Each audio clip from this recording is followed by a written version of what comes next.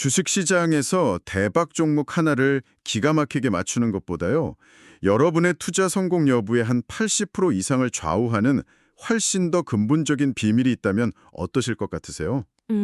바로 많은 부자들이 자신의 자산을 조용히 또 꾸준히 불려나가는 핵심 전략, 바로 자산 배분입니다. 그렇죠.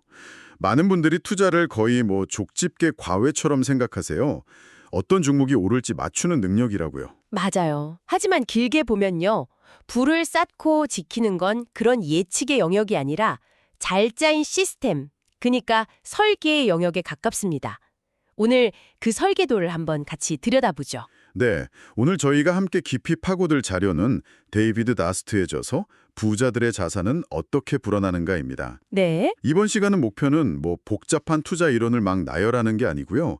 자산 배분이 대체 뭔지, 왜 그렇게 중요한지, 그리고 가장 중요하게는 여러분 각자의 재무 목표를 위해서 이 원칙을 어떻게 생각하고 적용해 볼 수 있는지, 그 핵심 아이디어를 명확하게 전달하는 데 있습니다. 투자가 더 이상 막 안개 속을 헤매는 모험이 아니라 잘 만들어진 지도를 들고 떠나는 여행이 될 수 있도록 저희가 안내해드리겠습니다. 좋습니다. 그럼 바로 본론으로 한번 들어가 보죠. 자산 배분하면 보통 계란을 한 바구니에 담지 말라, 이 격언을 떠올리잖아요. 네, 가장 먼저 생각나죠. 그래서 어떤 분들은 삼성전자, 하이닉스, 네이버, 카카오 이렇게 수십 개 주식을 갖고 있으면 나는 분산 투자를 잘하고 있다 이렇게 생각하시더라고요. 맞아요. 근데 책에서는 그게 진짜 자산 배분이 아니라고 딱 잘라 말하죠. 그렇죠. 아주 중요한 포인트입니다. 저자는 그걸 나만의 투자 드림팀을 만드는 것에 비유하는데 이 비유가 정말 기가 막힙니다. 아, 드림팀이요? 네, 축구팀을 한번 생각해 보세요. 메시나 호날두 같은 세계적인 공격수만 11명을 쫙 모아놓으면 이게 최강의 팀이 될까요? 아니죠. 당연히 아니죠. 수비는 엉망일 거고 골키퍼도 없으니까요. 공격수만으로는 절대 경기를 이길 수 없죠. 바로 그겁니다. 투자 포트폴리오도 똑같아요. 화끈하게 골을 넣어줄 공격수, 그러니까 성장주도 필요하지만 어떤 위기에서도 골문을 든든하게 지켜줄 수비수, 예를 들면 국채 같은 안전자산도 반드시 필요하죠. 네네. 또 때로는 경기 흐름을 바꾸는 조커처럼 원자재나 부동산 같은 스페셜팀도 있어야 하고요. 이 모든 선수들을 묶는 핵심 원리가 바로 비상관관계입니다. 비상관관계. 이름만 들면 좀 어려운데 이게 바로 서로 다른 역할을 하는 선수들을 뽑는 기준이 되는 거군요. 맞습니다. 아주 쉽게 말해서 내 팀의 어떤 자산이 지그 하고 아래로 꺾일 때 다른 자산은 제그 하면서 위로 올라가거나 최소한 버텨주게 만드는 원리거든요. 아, 책에 나오는 예시가 아주 재밌어요. 예를 들어 포트폴리오에 항공사 주식이랑 트럭 운송회사 주식만 잔뜩 담아두면 어떨까요? 언뜻 보면 다른 회사니까 분산된 것 같잖아요. 그러네요. 항공이랑 육상 운송이니까요. 하지만 알겠습니다. 국제 유가가 폭등하면 어떻게 되죠? 그렇죠. 바로 그거죠. 두 회사 모두 연료비 부담 때문에 주가가 같이 곤두박질 치겠죠. 같이 떨어지겠네요. 이건 분산이 아니라 그냥 운송업이라는 한 바구니에 계란을 몰아담은 셈입니다. 진정한 자산 배분은 유가 급등, 금리 인상, 경기 침체 같은 하나의 경제적 충격이 왔을 때 내 자산들이 제각기 다르게 반응하도록 판을 짜는 겁니다. 주식시장이 폭락할 때 오히려 가치가 오르는 경향이 있는 미국 장기 국채를 함께 담아두는 게 바로 대표적인 지그재그 전략이죠. 와, 팀을 짠다는 비유가 정말 와닿네요. 수비수가 시간을 벌어주는 동안 공격수가 역습 기회를 노리는 것처럼 서로 다른 자산들이 각자의 역할을 하면서 전체 포트폴리오의 균형을 잡아주는 거군요. 네, 맞습니다. 그런데 감독 입장에서 보면 한 번 팀을 짜놓는다고 끝나는 게 아니잖아요. 어떤 선수는 몸값이 너무 오르고 어떤 선수는 부진할 수도 있고요. 주기적으로 선수 구성을 점검하고 관리해야 할 텐데 포트폴리오도 마찬가지 아닐까요? 바로 그게 핵심으로 연결됩니다. 그리고 그 관리 과정에 투자의 가장 오래된 지혜인 싸게 사서 비싸게 판다는 원칙이 자동으로 녹아있는 아주 영리한 시스템이 있습니다. 아, 자동으로요? 네, 바로 리밸런싱입니다. 리밸런싱. 아, 많이 들어는 봤는데 이게 그냥 비중 맞추기 이상의 의미가 있다는 거군요. 그렇습니다. 감정이 아니라 시스템으로 투자의 원칙을 실행하게 만드는 자동장치라고 보시면 돼요. 네. 아주 간단한 예를 들어볼게요. 여러분이 처음 시작할 때 주식 50%, 채권 50%로 1억 원의 포트폴리오를 구성했다고 가정해보죠. 각각 5천만 원씩입니다. 네, 가장 기본적인 50대 50 배분이네요. 그런데 1년 동안 주식시장이 엄청나게 좋아서 주식 가치가 8천만 원으로 늘고 채권은 그대로 5천만 원이라고 해봅시다. 네, 그럼 전체 자산 1억 3천만 원에서 주식이 차지하는 비중은 약 61%로 늘어났겠죠? 목표했던 50%를 훌쩍 넘어선 겁니다. 이때 리밸런싱을 하는 겁니다. 다시 50대 50으로 맞추기 위해 어떻게 해야 할까요? 비중이 너무 커진 주식을 일부 팔아서 그 돈으로 비중이 작아진 채권을 사면 되겠네요. 정확합니다. 자연스럽게 가격이 많이 오른, 즉 비싸진 자산의 이익을 실현해서 상대적으로 가격이 덜 오른, 즉 저렴해진 자산을 사게 되는 거죠. 와, 싸게 사서 비싸게 판다가 저절로 실행되는 겁니다. 이론적으로는 완벽하네요.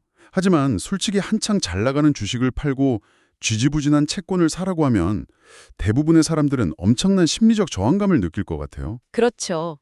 이거 더 오를 텐데 왜 지금 팔아? 하는 탐욕이 생기잖아요. 이 감정적인 허들을 넘는 게 사실상 가장 큰 숙제겠는데요. 바로 그 지점을 짚어주셨습니다. 그래서 리밸런싱이 단순히 기계적인 과정이 아니라 투자자의 가장 큰 적인 탐욕과 공포를 다스리는 강력한 심리적 방어막이 되는 겁니다. 아, 심리적 방어막. 네, 시장에 과열되고 모두가 환호할 때 여러분은 원칙에 따라 냉정하게 수익을 실현하면서 탐욕을 제어하게 되죠. 반대의 경우도 마찬가지입니다. 시장이 폭락해서 모두가 공포에 질려 투매할 때를 상상해 보세요. 오, 여러분의 주식 비중은 50%에서 30%로 쪼그라들었을 겁니다. 그때는 원칙에 따라 채권을 팔아서 싸진 주식을 사야 하는 타이밍이군요. 남들이 공포에 팔 때 나는 기계적으로 매수하는 거죠. 맞습니다. 감정이 시키는 대로가 아니라 미리 정해놓은 계획이 투자를 이끌게 만드는 핵심 기술입니다. 이게 바로 평범한 투자자와 현명한 투자자를 가르는 결정적인 차이가 되죠. 알겠습니다. 원칙의 중요성은 이해했는데 그럼 그 원칙, 그러니까 맨 처음에 자산 배분 계획은 어떻게 세워야 할까요? 모두에게 맞는 황금 비율 같은 게 있는 건가요? 저자는 절대 그렇지 않다고 말합니다. 투자를 집을 짓는 것에 비유하는데요. 집을 짓는 거요? 네, 집을 지을 때 서재, 침실, 주방, 각 공간의 목적이 다 다르잖아요. 투자 자산도 마찬가지로 각자의 목적이 있어야 한다는 겁니다. 눈 덮인 산길에 달려야 하는데 날렵한 스포츠카를 사는 사람은 없겠죠. 목적에 맞는 차를 사야 하는 것처럼 돈의 쓰임새에 맞는 투자 계획을 세워야 한다는 거군요. 바로 목표 기반 자산 배분입니다. 아, 목표 기반? 투자를 왜 하는지, 그 돈이 언제 필요한지에 따라 포트폴리오가 완전히 달라져야 한다는 거죠. 예를 들어 이제 막 태어난 자녀의 20년 뒤 대학 학자금을 마련하는 게 목표라면 어떻겠어요? 20년이면 시간이 아주 많으니까요. 중간에 시장에 좀 출렁여도 회복할 시간이 충분하죠. 장기적인 고수익을 노리고 주식 같은 공격적인 자산 비중을 80, 90%까지 높게 가져갈 수 있겠네요. 그렇죠. 하지만 3년 뒤에 내 집 마련을 위한 계약금 1억 원을 모으는 게 목표라면요. 아, 주식 비중을 80%로 가져갔다가 갑자기 시장이 30% 폭락하면 계약금을 날릴 수도 있는 거잖아요. 상상만 해도 끔찍하네요. 그럴 땐 원금 손실 위험을 최소화해야 하니까 채권이나 예금 같은 안정적인 자산 비중을 훨씬 높여야겠군요. 바로 그거죠. 결국 내 돈에 각각 이름표랑 임무를 붙여주는 작업이네요. 이건 20년짜리 학자금팀, 이건 3년짜리 주택계약금팀 이런 식으로요. 완벽한 이해입니다. 그리고 책에서는 이런 계획을 세울 때 참고할 만한 재미있는 도구들을 몇 가지 소개해줘요. 그중 하나가 자산 배분 시계라는 건데요. 자산 배분식이에요? 네, 경제가 순환하는 사이클, 그러니까 계절의 변화에 따라 어떤 자산이 유리한지를 보여주는 일종의 투자 지도 같은 개념입니다. 경제에도 봄, 여름, 가을, 겨울이 있다는 거군요. 네, 예를 들어 경기가 회복되는 봄에는 주식이 유망하고 경기가 과열되고 인플레이션이 심해지는 여름에는 원자재가 강세를 보입니다. 반대로 성장이 둔화되는 가을을 지나 경기 침체에 겨울이 오면 정부가 발행한 안전한 채권이 최고의 피난처가 된다는 식이죠. 오, 이게 미래를 예측하는 수정 구술은 아니지만 지금 우리가 경제 사이클에 어디쯤 와 있는지 가늠하고 내 포트폴리오를 점검해 볼 수 있는 아주 유용한 프레임워크를 제공합니다. 재밌네요. 그리고 또 하나 아주 현실적인 조언이 나오는데 바로 프랭크 삼촌을 찾으라는 부분이었습니다. 이건 어떤 의미인가요? 저는 이 부분이 이 책의 백미 중 하나라고 봅니다. 여기서 프랭크 삼촌은 금융 전문가를 뜻하는 게 아니에요. 아, 그런 게 아니에요? 네. 여러분이 나 이번에 새로 나온 기술주에 전 재산 투자할 거야. 대박 날 것 같아. 라고 흥분해서 말했을 때 그래, 잘해봐 하고 등을 떠미는 사람이 아니고요. 네네. 안경 너머로 지그시 쳐다보면서 그래서 그게 만약 실패했을 때 최악의 시나리오는 생각해 봤니? 라고 찬물을 끼얹어 줄 수 있는 사람을 말합니다. 아, 감정적인 동조가 아니라 냉철하고 객관적인 질문을 던져주는 사람이군요. 맞습니다. 우리의 비현실적인 기대나 탐욕에 제동을 걸어주고 현실에 발을 딛게 해주는 지혜롭고 믿을 수 있는 조언자. 그게 아내가 될 수도 오랜 친구가 될 수도 있겠죠. 투자는 결국 외로운 싸움이지만 이런 객관적인 관점을 제공해줄 프랭크 삼촌을 곁에 두는 것은 아주 중요합니다. 저도 제 프랭크 삼촌이 누굴지 한번 생각해 봐야겠습니다. 자, 그럼 이제 큰 그림은 그려진 것 같습니다. 나만의 목표에 맞춰 팀을 짜고 리밸런싱이라는 원칙으로 관리하고 프랭크 삼촌의 조언도 듣고요. 네. 그런데 이걸 실행하는 데 있어서 한번 정한 계획을 얼마나 유연하게 가져가야 할지 궁금해집니다. 시장 상황이 계속 변하잖아요. 좋은 질문입니다.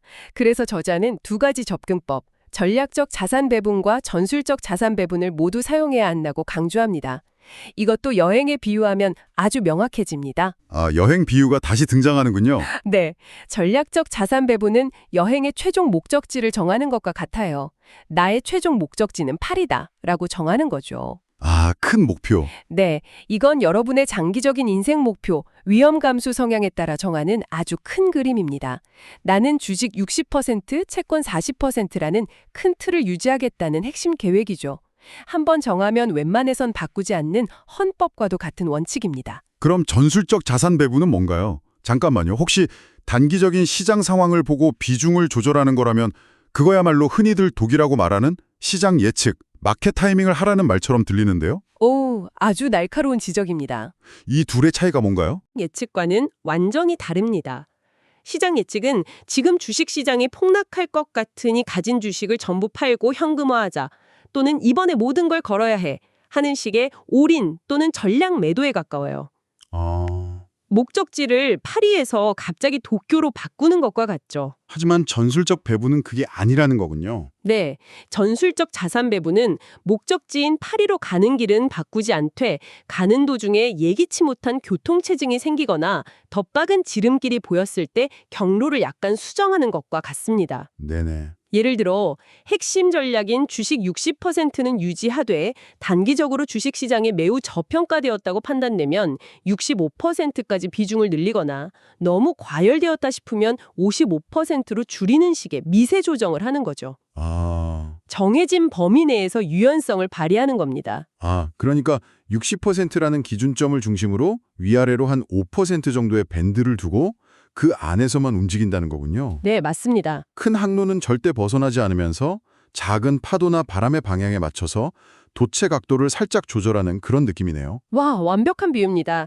장기적인 목표를 향한 뚝심, 즉 전략과 단기적인 기회와 위기에 대응하는 유연성, 이 두 가지가 조화를 이룰 때 비로소 성공적인 투자 항해가 가능해집니다. 네, 오늘 정말 투자의 본질에 대해 깊이 생각해 보게 되네요. 정리를 한번 해볼까요? 투자 성공의 진짜 열쇠는 어떤 특정 종목을 고르느냐가 아니라 나의 목표에 맞는 자산 배분이라는 큰 그림을 그리는 데 있다. 그리고 그 그림의 핵심은 서로 다르게 움직이는, 즉 비상관 관계의 자산들로 나만의 드림팀을 꾸리는 것이고요. 네. 일단 팁을 꾸렸다면 리밸런싱이라는 자동 시스템을 통해 감정이 아닌 원칙이 싸게 사고 비싸게 파는 구조를 만들도록 해야 합니다. 마지막으로 그 모든 계획은 절대적으로 나 자신의 인생 목표와 기간에 맞춰 설계되어야 한다는 점. 남의 옷을 빌려 입어서는 안 된다는 거군요. 바로 그거죠.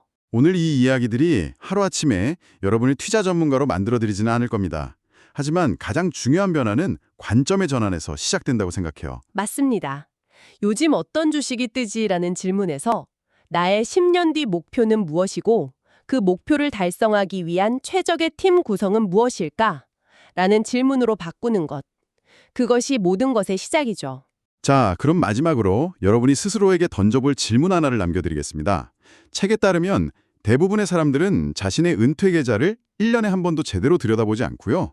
시장의 오르내림이라는 우연히 자신의 자산 배분 전략을 결정하도록 내버려둔다고 합니다. 여러분의 미래 계획이 우연에 맡겨져서는 안 되겠죠? 오늘 이야기를 들으신 후 당장의 시장 뉴스나 주가 변동 때문이 아니라 여러분의 인생에서 가장 중요한 장기 목표에 비추어 봤을 때 지금 당장 점검하고 재정비하고 싶은 여러분의 재무적인 방은 어디인가요? 은퇴라는 큰 방인가요? 아니면 자녀 학자금이라는 방인가요? 한번 조용히 생각해 보실 시간을 가지셨으면 합니다.